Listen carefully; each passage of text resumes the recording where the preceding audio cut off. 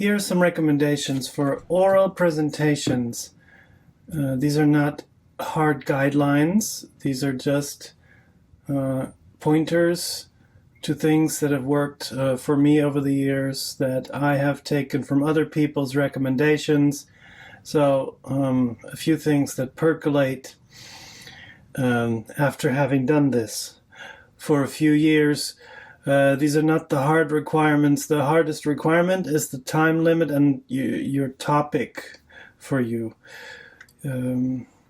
So for example, if you have a total of 10 minutes for your presentation and you know that has to include any questions and answers, it's a good idea to really make sure that you'll be done after 8 minutes, that there'll be a little bit of time for your classmates or peers to ask you questions for clarification. I'll talk about 3 different aspects: how to prepare, how to design your media, and how to present. And as I said, for all of these, I'm going to talk about some best practices.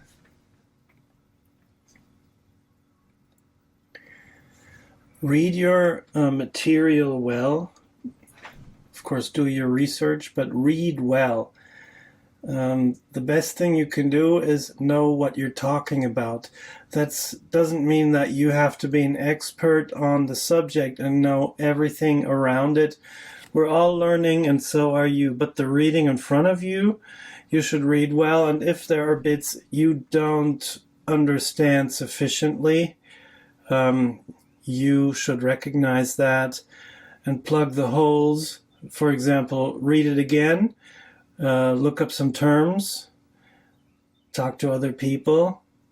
If there's a paragraph you don't get, or like a logical jump that you can't follow, you can always email the instructor or go to office hours, things like that. Know what you get and what you don't, because you're responsible for the reading for this presentation.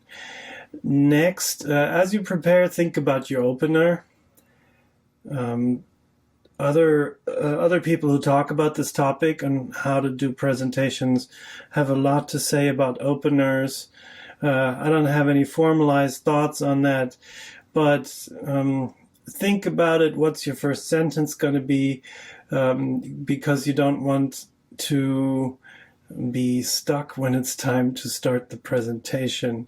So my name is X and is a good start, but I mean what comes after that. One thing you can do is ask a question such as, did you know that?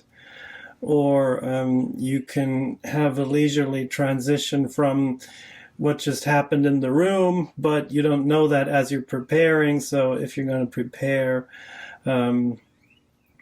invest some thought in what's the first sentence going to be, and can it be something that grabs the audience's attention? Don't overburden yourself with expectations in this regard. Just know what it's going to be is the most important thing. Also, see the last slide. The most important pointer of my presentation here today is going to be on the last slide. So, designing your media. So if you're doing slides, always remember they're there to add to your presentation. They are not the same as your presentation. Slides are not the main action. Use slides for images, audio, or video, or when there's a quote of 2 or 3 sentences that people would benefit from reading along with. Put that quote on a slide. Or plots or diagrams, or some lean bullet points. They should not be long. Make them as short as possible. Best if they don't break line. Notice that my last point here breaks over one line, so I'm not following my own rule, and you can't follow all of these here in all cases, but the goal should be short, easy to read, and not distracting from your speaking, because people are there to listen to you, not read your slides. The slides are secondary. In designing your media, first thing to think about is what are your media going to be. Slides are pretty conventional by now.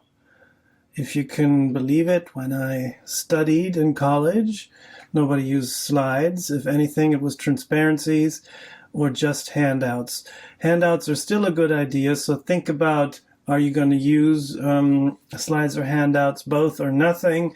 Handouts can be good if you have particularly intricate data that you want to give people to look at more closely so that they can maybe make their own marks on it or just have it in front of them, like a complex table or something. Tables don't always work that well on a slide. Or if you have a lengthy list of references, then a handout is good. For a class presentation that's kind of short, you probably don't need a handout, but there's no way of saying this in general or saying this with absolute certainty. Every individual case is different. So if using slides, I've been asked several times this semester, how many should I have? A good rule of thumb is about one for each minute, or even fewer than that. So between 1 per 40 seconds and 1 for 1 minute 20, but that's on average. If you're doing a 10-minute presentation, having 10 slides is a good idea, but there's nothing wrong with having 13 or 8. But prevent the extremes. If you're going tapping through slides at this pace, then something is probably, that'll make it hard to follow. And if you're going slower, then you should really wonder if you need the slides at all. 3 to 4 bullet points if there's text. Keep the amount of text low. There should be like 1 or 2 points on a slide, whether they are visual or textual. Slides can't be crammed full of stuff. At that point, they just take over, and that's not a good thing. So 3 or 4 bullet points is the maximum. I think I'm sticking with that rule in this slide here because I see 4 bullet points that have like a second part A and part B for each bullet point, but maybe I'm cheating, I don't know. I'm trying to keep it lean for each slide. No movement, no slide transitions, no entry or exit effects. Those are dumb, they take over, and of course that's a rule that I'm breaking in this slide here. I even got a fancy exit effect. Oh, didn't show. That's too bad.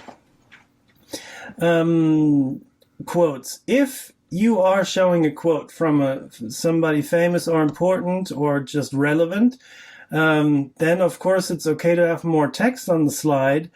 Make sure to have only the quote on that slide so that it doesn't compete with other things for the viewer's attention, and make sure you read out the quote. That is really advice that somebody gave me at some point, and I think is really important. If there is a quote, don't say, I'll give you guys a minute to read that quote. Oh my God.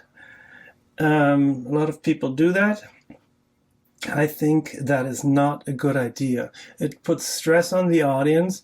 Anytime somebody says that to me, I think, oh my God, I have to read so quickly now. Who knows if I'll really have enough time? Because a lot of the time, the presenter who is a little nervous, high energy, already knows the quote, and even if they are trying to read along to gauge how much time the audience is going to need, they're usually off. They're usually wrong. So that is really an important piece of advice. Read out any quotes that you're bringing, if that's what you're going to do. Now, on the day of presentation, number one is look the part. Clean up and know that you're going to be in front of people. I'm not in favor of dressing up. Don't wear your prom clothes, but if you're wearing a shirt, think about whether it needs ironing. So sort of basic common sense things. Plant your feet is a good sort of rule for life. Plant your feet and don't step back and forth. It took me a few years to master that, so this doesn't always work. If that is what you do when you're in front of people, then the stepping back and forth might be your personal tick. It might take you more than one attempt to get rid of that. But the rule, plant your feet, having a firm stance and just being calm and not drawing attention to your own body's movement, is a good idea. Where are my hands is another rule. There are a lot of public speaking instructors that tell you to think about gestures and having meaningful and big gestures. I don't give that advice. There's nothing wrong with it, but also I think it can really absorb your attention in a place where there is more cost than benefit. Just don't have your hands in your pocket. It would be my suggestion.